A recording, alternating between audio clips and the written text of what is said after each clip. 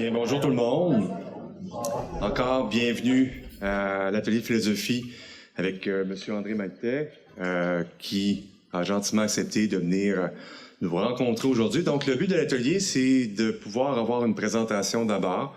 Le sujet, c'est sur la Côte-Nord, le développement économique, social, politique, comme le résumé que vous avez eu sur Omnivox dans vos messages, là. Et André va pouvoir nous entretenir sur ces différents concepts-là au niveau du développement économique, social, politique. Donc, c'est vraiment une chance parce qu'André a quand même occupé différentes fonctions au niveau fédéral, comme représentant aussi aux affaires autochtones, aussi à l'Office francophone de la jeunesse. Donc, c'est ça, c'est des thèmes qui l'intéressent beaucoup, énormément. Pédagogue de formation, c'est quand même un maître de classe, qu'on dit, oui, dans sa formation, si je peux dire, professionnelle.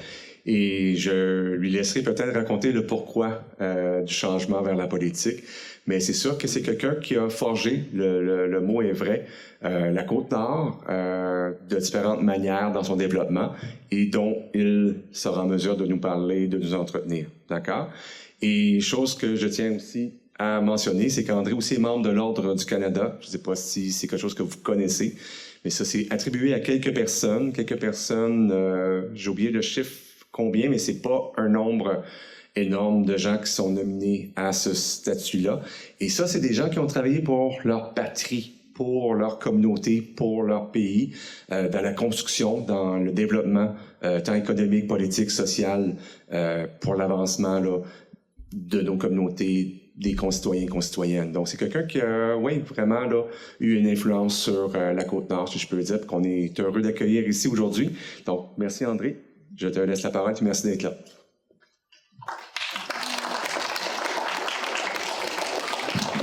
Alors, bonjour tout le monde. Merci, M. Savard, pour l'invitation. Puis, toutes les personnes qui sont là, ça fait toujours un plaisir de venir faire un petit tour.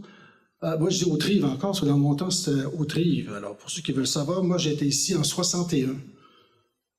Hein, calculez. J'étais pensionnaire ici. Hein? Et ça, c'était un pensionnat où tous les gens de la Côte-Nord venaient. Ça a été ouvert en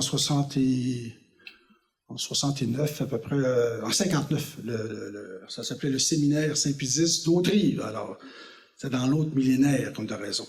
Alors, je suis content que vous soyez là, parce que l'idée, au fond, c'est de regarder un petit peu comment est-ce que les choses évoluent et l'importance de la philosophie quand vous faites soit un travail d'enseignant ou de parent, ou en politique. Parce que si vous n'avez pas un sens aigu du bien et du mal, un sens aigu de c'est quoi la cohabitation. Comment est-ce qu'on fait pour faire vivre ensemble les gens? C'est bien compliqué. Mais si vous avez eu des bons cours en philo, mais surtout si vous avez étudié, ça aide pas mal, alors à ce moment-là, vous allez l'utiliser sans vous en rendre compte. Parce que tout à coup, on est habité par ça. Moi, j'ai trouvé ça extraordinaire. Moi, j'ai été responsable de l'Office franco-québécois pour la jeunesse. Peut-être ça dit des choses à des gens. C'était l'échange des jeunes. Il y avait 5000 Québécois par année qui allaient en France, 5000 Français qui venaient ici. Et dans toutes sortes de matières. Le droit, la médecine, toutes les questions de l'aéronautique. Et ce qui animait ces jeunes-là, c'était la passion. Pas de passion, vous êtes vieux. Avec la passion, vous êtes toujours jeune. Alors moi, l'Office franco-québécois, ça n'a pas été long, ça a été 2 ans, parce qu'après ça, j'ai eu des questions autochtones. Mais ça a été un pur ravissement de rencontrer des gens de toutes les diversités. Parce qu'en France, vous avez des gens qui viennent de partout, qui ont été naturalisés. Et comment est-ce qu'on échange? Comment est-ce qu'on travaille ensemble, surtout? Travailler ensemble, facile de parler, mais travailler ensemble, c'est une autre affaire. Puis les maudits français à l'époque, quand vous vous souvenez, les maudits français, j'espère qu'il n'y en a pas, mais moi j'adorais les français. Bon. Alors, puis les autres, les Québécois, avec notre accent, évidemment, d'où venez-vous? Qu'est-ce que c'est le langage? Bon, vous imaginez le genre. Alors, on avait un plaisir fou à échanger tout et tout. Après ça, ça a été la politique. J'ai été député, secrétaire parlementaire.